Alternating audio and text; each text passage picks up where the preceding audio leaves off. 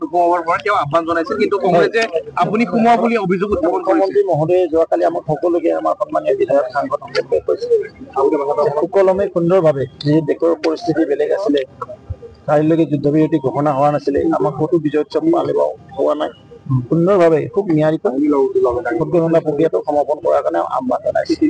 কিন্তু কংগ্ৰেছ দলৰ একাংশ আমি দেখা পাইছো তেওঁলোক কোন হয়?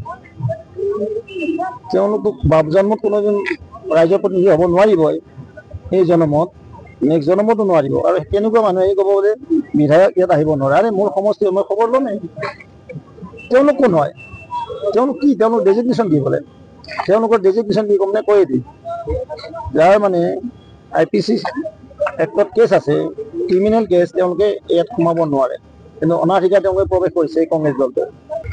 আমাৰ ৰঙিয়া সমজিলাৰ আন্দাৰত যি গণনা চলি আছে, 4টা জিলা পৰিষদ আৰু 23খন জিপি এপি মেম্বাৰৰ 5 ৰাউণ্ডত 4খনকৈ জিপি ইতিমধ্যে ট্ৰেইনটো চলি আছে।